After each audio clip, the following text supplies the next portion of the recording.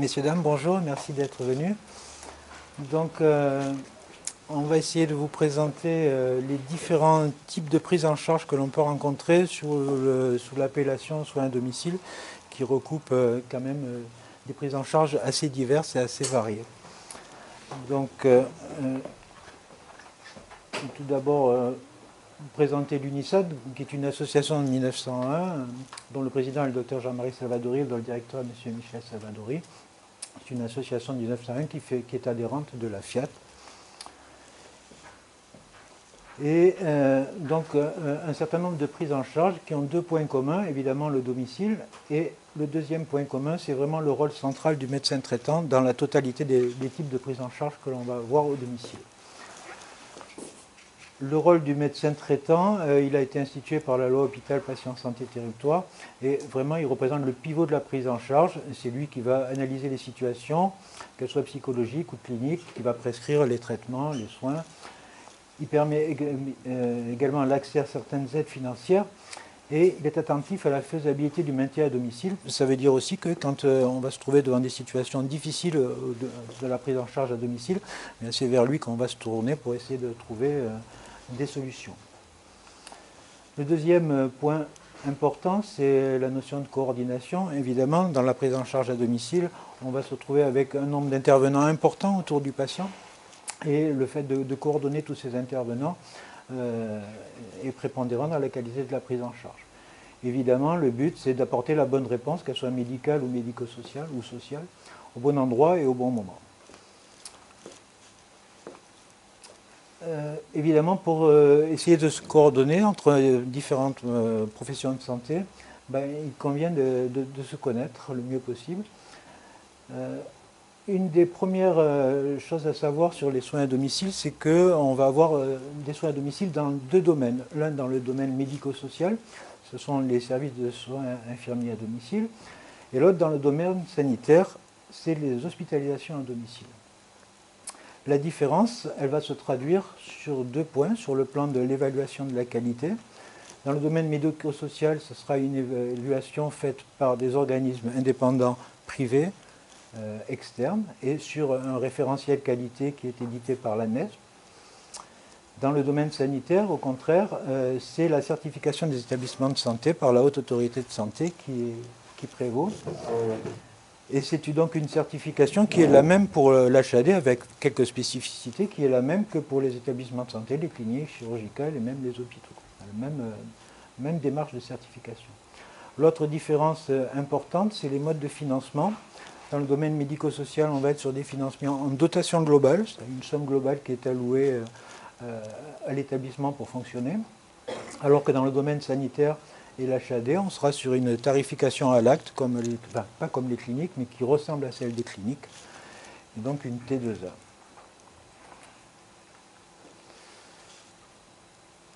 À l'UNISAD, on a donc 4 types de prise en charge. Le premier et le plus important en volume, c'est un SIAD, un service de soins infirmiers à domicile, pour les personnes âgées ou handicapées, essentiellement pour les personnes âgées. Donc là, en volume, c'est l'activité la plus importante de l'UNISAD, puisqu'on a 515 places pour personnes âgées, ce qui est, en dehors de la région parisienne, le plus grand SIAD de France. C'est un SIAD qui est important aussi parce qu'il est né du regroupement de plusieurs SIAD, de 6 SIAD géographiquement distincts qui se sont regroupés à l'UNISAD. La deuxième activité, c'est un SIAD spécialisé dans les soins palliatifs. Ça aussi, c'est un petit peu original parce que c'est un SIAD qui a été créé dans les années 90 pour la prise en charge des patients atteints du sida. Et par la suite, on en reparlera un peu plus tard, mais la cible des patients a évolué vers la cancérologie. Troisième type de prise en charge, des équipes spécialisées Alzheimer, c'est des créations qui sont assez récentes. Chez nous, ça date de 2014. Et c'est un mode de prise en charge un petit peu original à domicile, on le verra un petit peu plus tard. Et le quatrième secteur, c'est évidemment le secteur d'hospitalisation à domicile. Donc moi je vais vous présenter les 3 premières activités, puis ensuite Dr Massira, qui est le médecin coordonnateur d'HAD, vous présentera plus particulièrement le service d'HAD.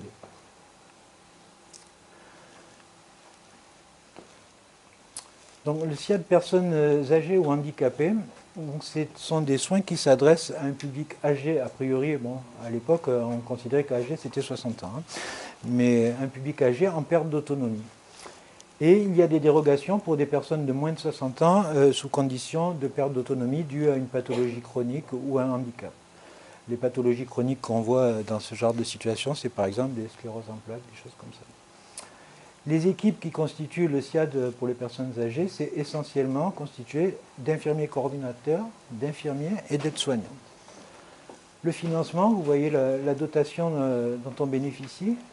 C'est une dotation annuelle par place de 11 866 €, soit un budget de 32,51 € par jour et par patient. Dans ce budget sont compris les honoraires des infirmières libérales. En fait, c'est un budget soins infirmiers, et donc ça doit couvrir la totalité des soins infirmiers dispensés aux patients. Je vous indiquerai dans quel genre de situation on fait intervenir des infirmières libérales. Et donc la mission principale du SIAD personnes âgées, c'est vraiment le maintien à domicile. Là, juste pour indication, les communes sur lesquelles intervient le SIAD personnes âgées, vous voyez qu'il y a 6 secteurs.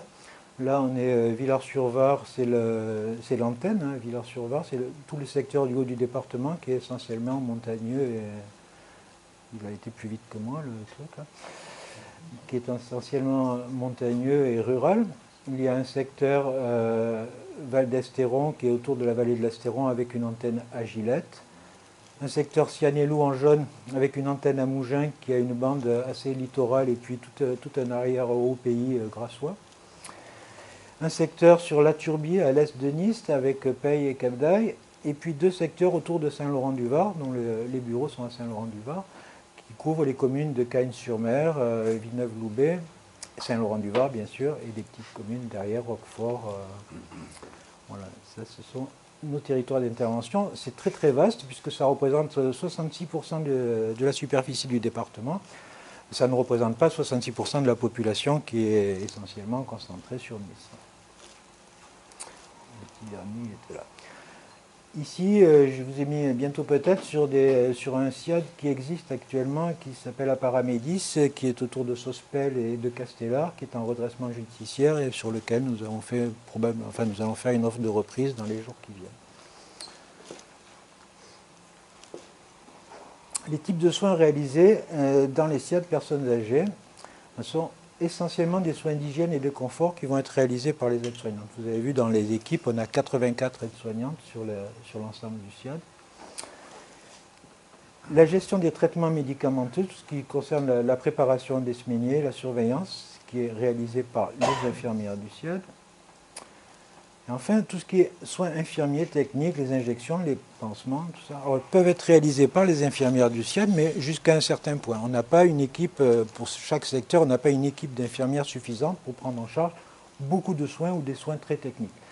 Donc, quand on a besoin de soins infirmiers techniques, on s'adresse à des infirmières libérales, et à ce moment-là, on les rémunère directement à partir de la dotation que l'on a. La durée moyenne de séjour, de prise en charge, la durée moyenne de séjour, elle est assez longue, ce qui est logique, elle est autour de 2 ans. Hein. Ce sont des gens qui peuvent rester très longtemps. On a des patients qui restent 10 ans, 12 ans. Le nombre moyen d'interventions au domicile, alors je vous ai noté qu'il était supérieur à 1 fois par jour. C'est-à-dire que globalement, on se rend chez les patients au moins 1 fois par jour.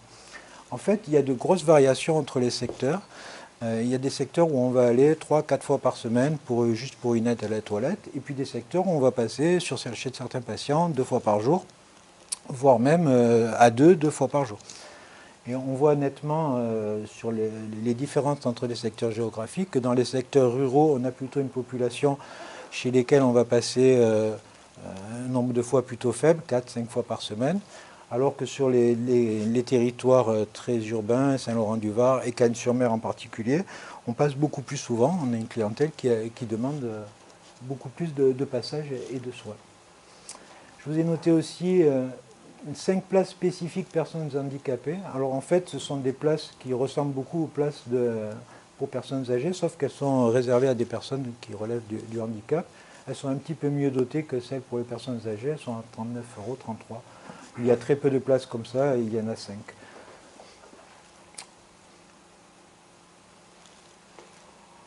un petit coup d'œil sur le parcours de soins des patients en SIAD pour personnes âgées. Alors, en général, c'est la part d'un constat de perte d'autonomie qui peut être fait par le médecin traitant, évidemment, ou au décours d'une hospitalisation dans un établissement de santé, voire même par la famille qui peut nous contacter directement ou contacter son médecin traitant. À la suite de ça, on a évidemment la prescription des soins à domicile qui est réalisée par le médecin traitant. Et là, c'est peut-être une particularité du SIAD par rapport à l'intervention des infirmières libérales. Les infirmières coordinatrices du SIAD vont faire une évaluation des besoins et par la suite planifier les soins en fonction de cette évaluation. Alors ça ne veut pas dire qu'on ne respecte pas les prescriptions des médecins, mais bon, les familles demandent 2 passages 2 fois par jour toute la semaine. Et ça, nous, on ne pourra pas réaliser ça dans tous les secteurs avec les équipes qu'on a et les budgets qu'on a. Donc on essaye d'être au plus près des besoins, évidemment sans trahir la prescription. On fait un peu avec les moyens qu'on peut et on se sert aussi des ressources des familles déjà qui arrivent à se débrouiller le samedi, le dimanche. Voilà. Donc on essaye d'être au plus près des besoins en tenant compte des moyens que l'on a. La prise en charge, donc, on a un suivi médical évidemment qui est réalisé par le médecin traitant, le suivi des soins infirmiers qui va être fait par l'équipe soignante du SIAD, et des suivis spécifiques si les patients ont des besoins qui réclament les compétences de médecins spécialistes, de kinés, d'orthophonistes ou d'autres intervenants libéraux.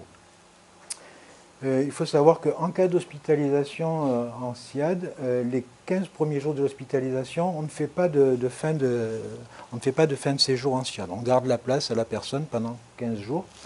Et ce n'est qu'au-delà de 15 jours qu'on met un terme à la prise en charge SIAD.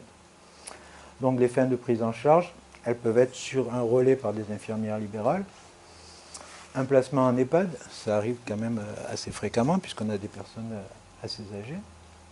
L'hospitalisation, si elle dure plus de 15 jours, et malheureusement les décès qui peuvent survenir au domicile.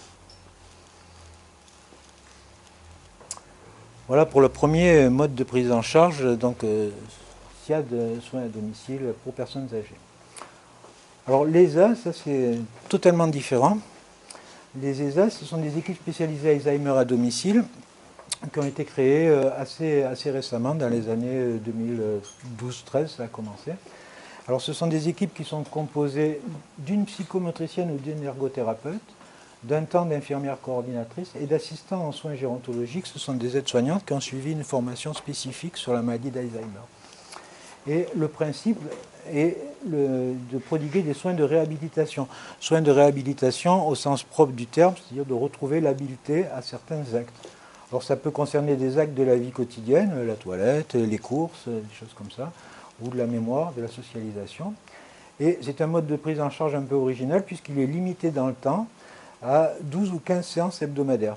C'est-à-dire, en gros, la psychomotricienne ou l'ergothérapeute vient faire un bilan de la personne et elle monte un projet avec l'équipe. Et après, on va avoir pendant 12 à 15 semaines, une séance par semaine avec des ASG qui vont se déplacer au domicile du patient pour faire les activités qui ont été prévues dans le projet. Et au bout de ces 15 séances, la prise en charge s'arrête. Et on ne peut pas reprendre la personne en charge avant 1 an. Alors c'est vrai que c'est un petit peu déroutant comme idée, ce suivi discontinu des personnes atteintes de la maladie d'Alzheimer. Mais en fait, bon, des études internationales ont montré que c'était efficace.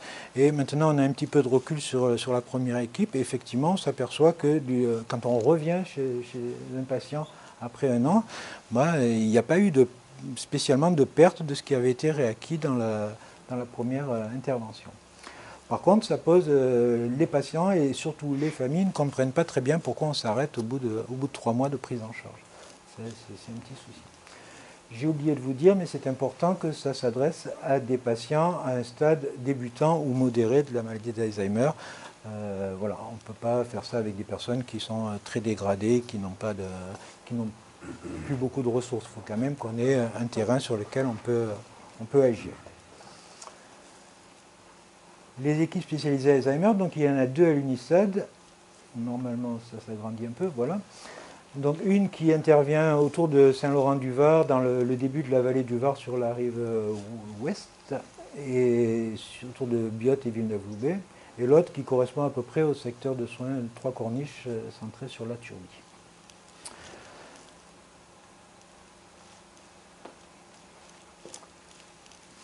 Ça, c'était la deuxième mode de prise en charge. On va passer au troisième, donc, qui est alors très particulier.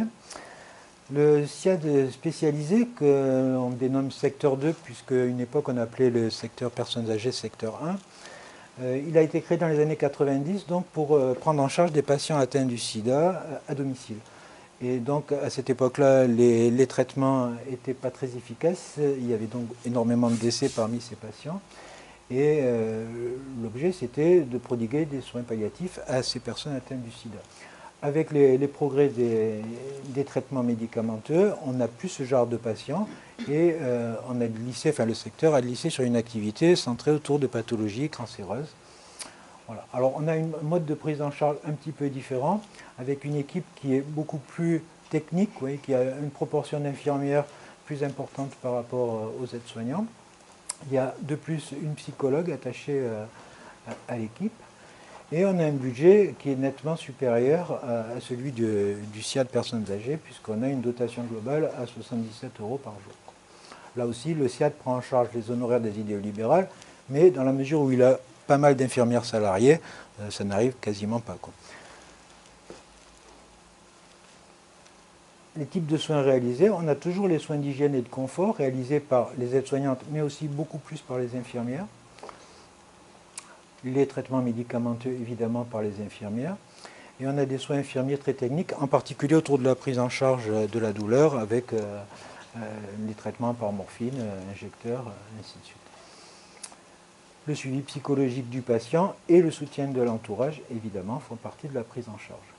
Donc vous voyez, je vous note que ces 90%, ce sont des patients atteints de pathologies cancéreuses.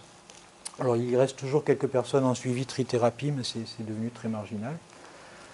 La durée moyenne de prise en charge, c'est quand même intéressant de voir qu'elle est relativement longue, 7 mois. C'est-à-dire qu'on n'est pas juste dans le traitement de la phase agonique des 15 derniers jours de la vie, c'est vraiment une prise en charge qui est assez étalée dans le temps, qui est précoce.